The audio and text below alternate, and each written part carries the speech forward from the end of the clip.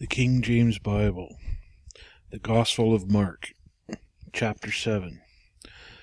Then came together unto him the Pharisees and certain of the scribes, which came from Jerusalem. And then they saw some of his disciples eat bread with defiled, that is to say, with unwashen hands. They found fault. For the Pharisees and all the Jews, except they wash their hands oft, eat not, holding the tradition of the elders. And when they come from the market, except they wash, they eat not. And many other things there be which they have received to hold, as the washing of cups and pots, brazen vessels, and of tables. Then the Pharisees and scribes asked him, Why walk not thy disciples according to the tradition of the elders, but eat bread with unwashen hands? He answered and said unto them, Well hath Esaias prophesied of you hypocrites, as it is written, This people honoureth me with their lips, but their heart is far from me. Howbeit in vain do they worship me, teaching for doctrines the commandments of men. For laying aside the commandment of God, ye hold the tradition of men, as the washing of pots and cups, and many other such things like ye do. And he said unto them, Full well ye reject the commandment of God, that ye may keep your own tradition. For Moses said, Honour thy father and thy mother, and whosoever curses father or mother, let him die in the death. But ye say, If a man shall say to his father or mother, It is Corban, that is to say, a gift by whatsoever thou mightest be profited by me, he shall be free. And ye suffer him no more to do aught for his father or his mother, making the word of God of none effect through your tradition which ye have delivered, and many such like things do ye.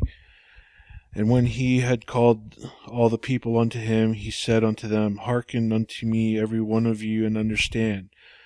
There is nothing from without a man that entering into him can defile him, but the things which come out of him, those are they that defile the man. If any man have ears to hear, let him hear. And when he was entered into the house from the people, his disciples asked him concerning the parable. And he saith unto them, Are ye so without understanding also? Do ye not perceive that whatsoever things from without entereth into man, it cannot defile him? Because it entereth not into his heart, but into the belly, and goeth out into the draught, purging all meats. And he said, That which cometh out of the man, that defileth the man. For from within, out of the heart of men, proceed evil thoughts, adulteries, fornications, murders, thefts, covetousness, wickedness, deceit, lasciviousness, an evil eye, blasphemy, pride, foolishness. All these evil things come from within, and defile the man. And from thence he arose and went into the borders of Tyre and Sidon, and entered into a house, and would have no man know, but he could not be hid. For a certain woman whose young daughter had an unclean spirit heard of him, and came and fell at his feet. The woman was a Greek, a Syrophoenician by nation, and she besought him that he would cast forth the devil out of her daughter. But Jesus said unto her, Let the children first be filled, for it is not meet to take the children's bread and to cast it unto the dogs. And she answered and said unto him, Yes, Lord, yet the dogs under the table eat of the children's crumbs. And he said unto her, For this saying, Go thy way, the devil is gone out of thy daughter. And when she is come to her house, she found the devil gone out, and her daughter laid upon the bed. And again, departing from the coast of Tyre and Sidon, he came unto the sea of Galilee, through the midst of the coast of Decapolis. And they bring him one that was deaf and had an impediment of his speech, and they beseech him to put his hand upon him. And he took him aside from the multitude, and put his fingers into his ears, and he spit and touched his tongue, and looked up to heaven, and sighed, and saith unto him, Epiphanes, that is, be opened. Straightway his ears were opened, and the string of his tongue was loosed, and he spake plain. And he charged them that they should tell no man, but the more he charged them, so much more a great deal they published it. And they were beyond measure astonished, saying, He hath done all things well. He maketh both the deaf to hear and the dumb to speak. Chapter 8. In those days, the multitude being very great, and having nothing to eat, Jesus called his disciples unto him, and saith unto him, I have compassion on the multitude, because they have now been with me 3 days, and have nothing to eat. And if I send them away fasting to their own houses, they will faint by the way, for divers of them come from afar. And his disciples answered him, From whence can a man satisfy these men with bread here in the wilderness? And he asked them, How many loaves ye have? And they said, 7. And he commanded the people to sit down on the ground, and he took the 7 loaves, and gave thanks, and brake, and gave to his disciples to set before them. And they did set them before the people. And they that had a few small fishes, and he blessed, and commanded to set them before also. So they did eat, and they were filled, and they took up of the broken meat that was left 7 baskets. And they that had eaten were about 4,000, and he sent them away. And straightway he entered into a ship with his disciples, and came into the parts of Dalmanutha. And the Pharisees came forth, and began to question with him, seeking him a sign from heaven, tempting him. And he sighed deeply in his spirit, and saith, Why doth this generation seek after a sign? Verily I say unto you, there shall no sign be given unto this generation. And he left them, and entering into the ship again departed to the other side.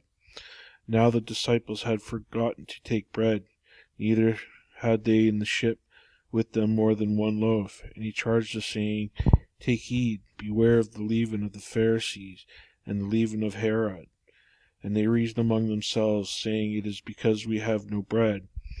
And when Jesus knew it, he saith unto them, Why reason ye, because ye have no bread? Perceive ye not yet, neither understand? Have ye your heart yet hardened?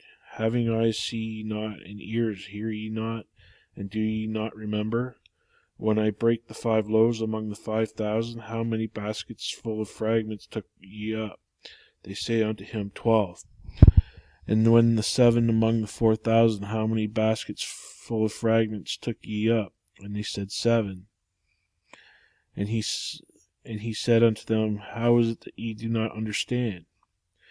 And he cometh to Bethsaida, and they bring a blind man unto him, and besought him to touch him. And he took the blind man by the hand, and led him out of the town. And when he had spit on his eyes, and he put his hands upon him, he asked if he saw aught. And he looked up, and he said, I see men as trees walking.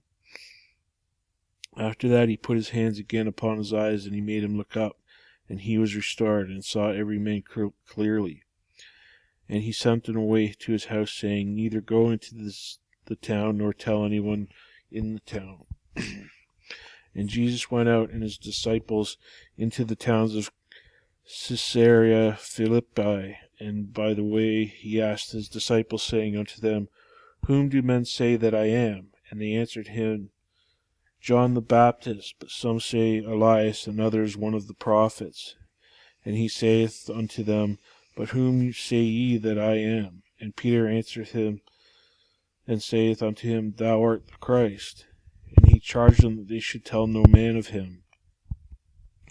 And he began to teach them that the Son of Man must suffer many things, and be rejected of the elders, and of the chief priests, and of the scribes, and be killed, and after 3 days rise again. And he spake that saying openly, and Peter took him, and began to rebuke him. But when he had turned about, and looked on to his disciples, he rebuked Peter, saying, Get thee behind me, Satan, for thou savourest not the things that be of God, but the things that be of men.